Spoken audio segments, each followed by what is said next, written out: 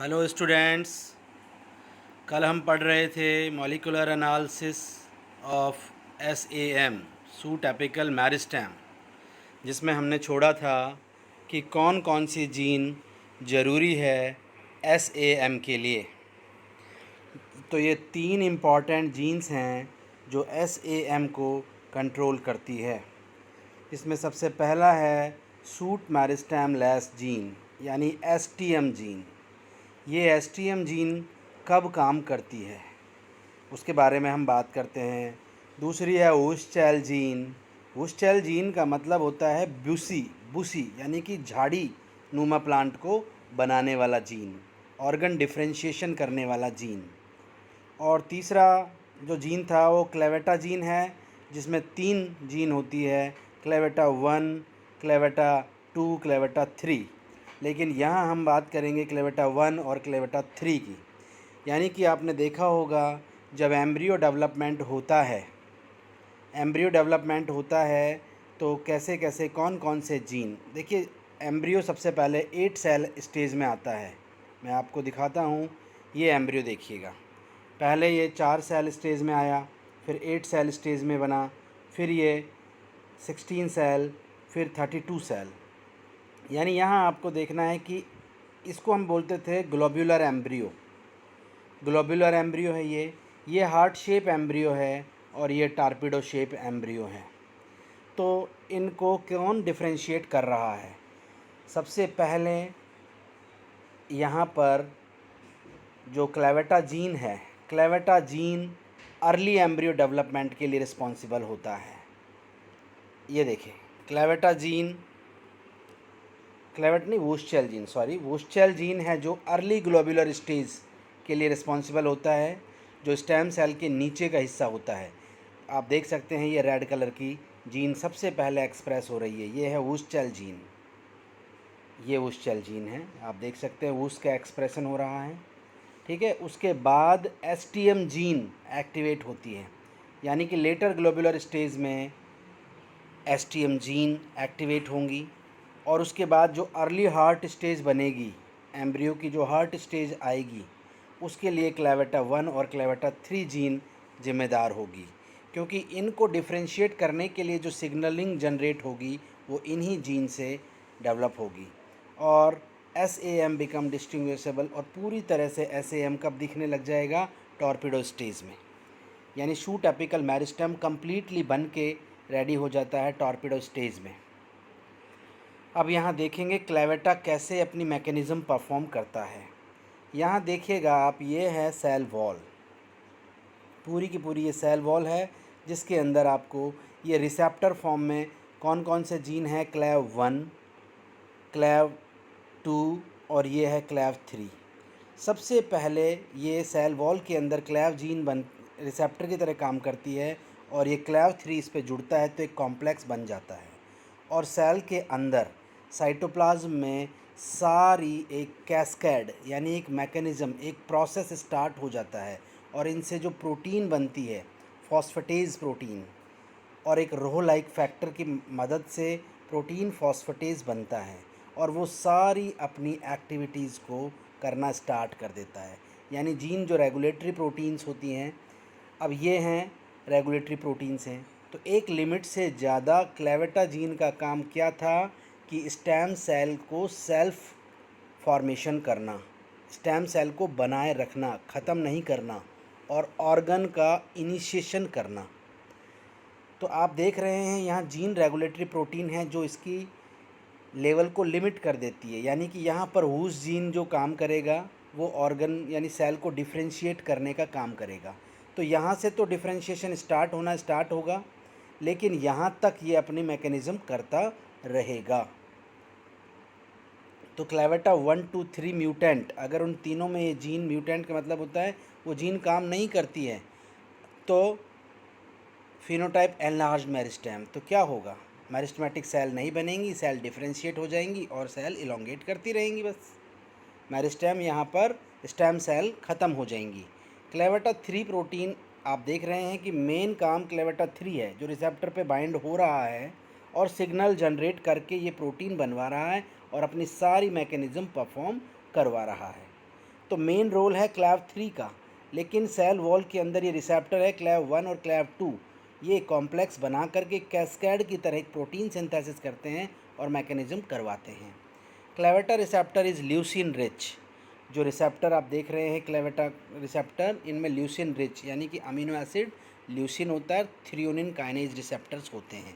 ये सारे आप रिसेप्टर्स आप देख सकते हैं। ये देखिएगा, ये वूस जीन है, ये क्लैव 3 जीन है। ये क्लैव 3 जीन ही अपना काम करती है और स्टेम सेल को लगातार बनाती है, और वूस जीन है जो लीफ प्रिमोर्डिया और इन सब के लिए क्या करती है, डिफरेंशिएशन का काम करती है। आप देखिए पूरा शूट डेवलपमेंट की जो जेनेटिक्स है, शूट डेवलपमेंट में आप ये देखेंगे कि ये सारा का सारा आप क्लेवेटा 3 जीन ये है आपको दिख रहा है, और ये मेम्ब्रेन पे बाउंड है क्लेवेटा 1 और क्लेवेटा 2 जीन। ये क्लेवेटा 1 आप देख रहे हैं, ये रिसेप्टर की तरह काम कर रहा है जो सेल वॉल पर बाइंड है, ये क्लेवेटा 2 जीन है। आपने देखा कि जैसे ही क्लेवेटा 3 जीन इसके साथ बाइंड होगा और एक कॉम्प्लेक्स बनेगा, तो पूरा का पूरा आप देखेंगे फॉस्फेट मीडिएटेड रिएक्शंस स्टार्ट हो जाएंगी। ये कॉम्प्लेक्स बनने से फॉस्फेट मीडिएटेड रिएक्शंस हो रही हैं, और एक कैस्केड जो मैंने बोला है, यानी कि जो नेसेसरी प्रोटीन्स हैं, जो नेसेसरी और जीन्स हैं, कैल्शियम मीडिएटेड रिएक्शंस हैं, सारा मेटाबॉलिज्म स्टार्ट हो जाएगा।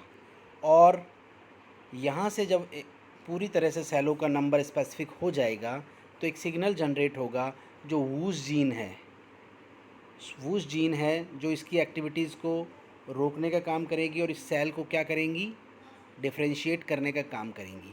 तो जैसे ही यहाँ पर ऑर्गन यानी लीफ प्रिमोडियम वगैरह बनना स्टार्ट होगा, तो वूस जीन अपना काम स्टार्ट कर देगा और सेलों को डिफरेंशिएट करना स्टार्ट कर देगा। यहाँ देख सकते हैं एक्स्ट्रा सेलुलर पॉलीपेप्टाइड रिसेप्टर है जो 96 अमीनो एसिड के बना हुआ है। क्लैव 1 रेस्ट्रिक्टेड है L1 L2 SAM central zone में। क्लैव 2 membrane bound protein receptor with A protein binding motif. मैंने अभी आपको बताया क्लैव 1 क्लैव 2 ए रिसेप्टर की तरह काम कर रहे हैं, और क्लैव 3 membrane bound protein receptor with protein binding motif restricted to L1, जो कहाँ सीमित रहता है, L1 में। L1 क्या था, ट्यूनिका 1 ट्यूनिका 2 और SAM सेंट्रल जोन यानी कॉर्पस में पूरे में काइनेज एक्टिविटी डेवलप होगी। पूरा मैंने कहा कैस्केड यानी एक प्रक्रिया के द्वारा सारा काम किया जाएगा, और वूज एक्सप्रेशन को इनहिबिट भी करके रखा जाएगा, तभी तो ये काम करेगा। अगर वूज एक्सप्रेस हो जाएगा तो सेल डिफ्रेंशिएट हो जाएगी और ये काम करना बंद कर देंगे। फिर आप देखेंगे वूज मॉलिक्यूलर मैकेनिज्म क्या है। क्लेवेटा की आपको पता लगा। वूश क्या करता है, वूश का मतलब होता है बुशी लुकिंग, यानी कि इसको बहुत ज़्यादा यहाँ से ऑर्गन डिफ्रेंशिएट करके इसको बुशी अपीयरेंस देगा। वूश protein product is homeodomain transcriptional factor. Gene regulation, position influence of one cell type by another, यानी कि ये क्या करता है कि एक सेल का जो टाइप है उसको डिफ्रेंशिएट करके अलग अलग टाइप की सेल्स को प्रोड्यूस करेगा।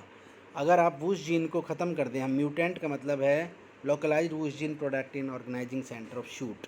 अगर आप वूश जीन की एक्टिविटी को ख़त्म कर देंगे तो केवल क्या होगा, प्रिमोडियम नहीं होगा, एक एपिकल एक्सिस ही ग्रो करता रहेगा।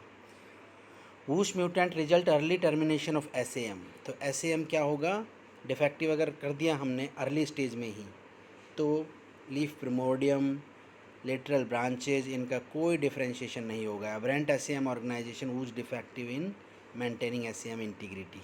तो SAM की इंटीग्रिटी को बचाए रखना है और उसके साथ साथ ही और डिफरेंट ऑर्गेनल्स को बनाते जाना है। देखो मैं जो बता रहा हूँ इसको आपको ध्यान देना है। SAM खुद तो मेंटेन रहेगा ही रहेगा, वो ऊपर बढ़ता चला जाएगा और साइड में लीफ प्रिमोडिया ब्रांचेज ये सब बनती चली जाएंगी। और अगर आपने वूश को ख़त्म कर दिया तो SAM की इंटीग्रिटी है जो पूरी तरह ख़त्म हो जाएगी, और वो या तो सीधा ही ग्रो करता रहेगा और लीफ प्रिमोडियम वगैरह का फॉर्मेशन नहीं होगा। यहाँ देखिए इससे आपको एकदम क्लियर हो जाएगा सूट डेवलपमेंट जेनेटिक्स की जो मैं बात कर रहा हूँ, वुश्चेल जीन फिनोटाइप। अगर वुश्चेल जीन है तो आप ये देखिएगा ये बर्ड यहाँ डेवलप हो रही है और SAM पूरी तरह से इंटीग्रेट होकर ग्रो करता जा रहा है। वाइल्ड टाइप है जो नॉर्मल है। और अगर आपने वूस म्यूटेंट बना दिया, वूस जीन को ख़त्म कर दिया, तो ये देखिए एपिकल मेरिस्टेम भी ख़त्म हो गया है और डिफरेंट ऑर्गेनल्स का फॉर्मेशन भी बंद हो गया है।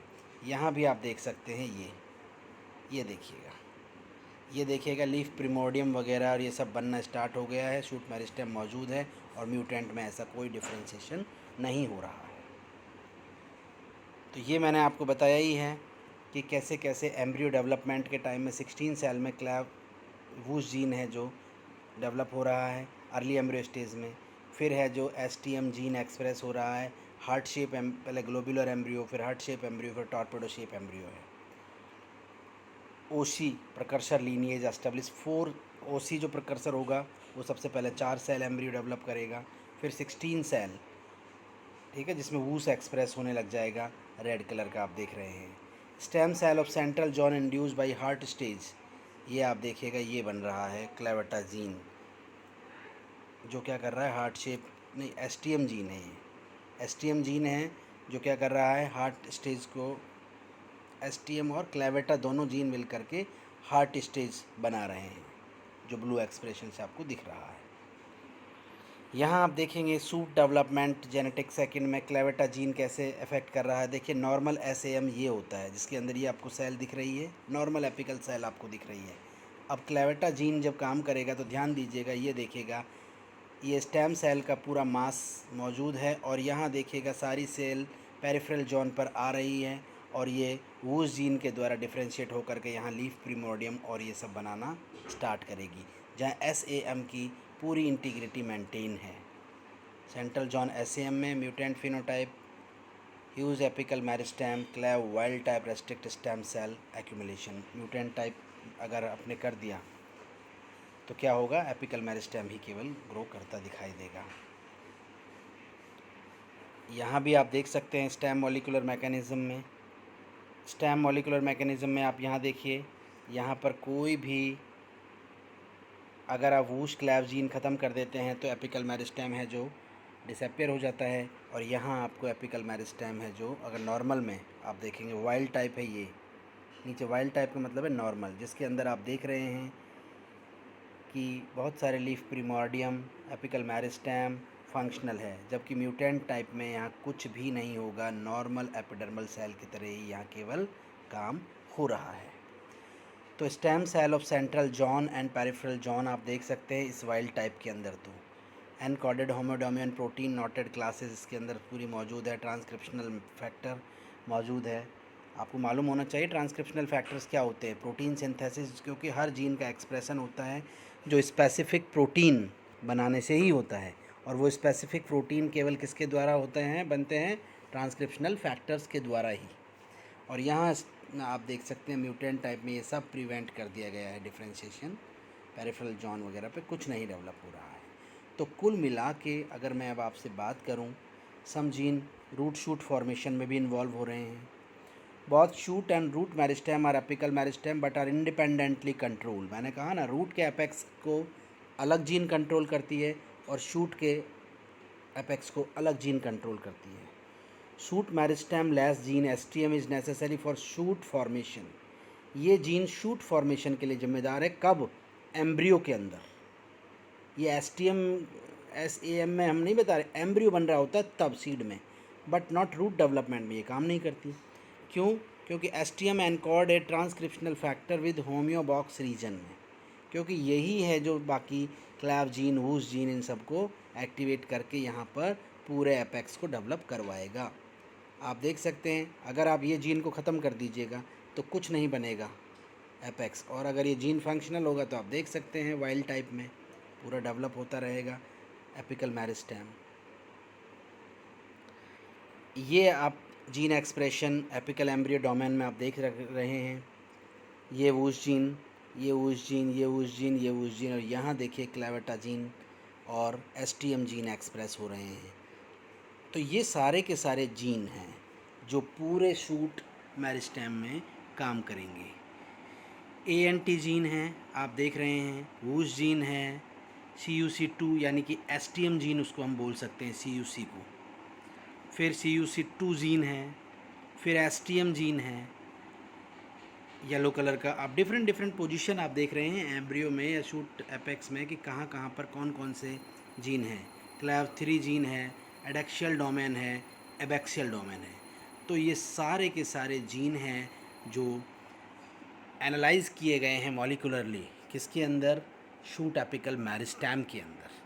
तो ये पूरा का पूरा आपका जीन रेगुलेशन या मॉलिकुलर एनालिसिस है जो शूट एपिकल मेरिस्टेम में होता है, वो बताया गया है। लेकिन यहाँ पर मेन जो रोल प्ले करते हैं वो करते हैं वूस जीन और क्लैवेटा जीन।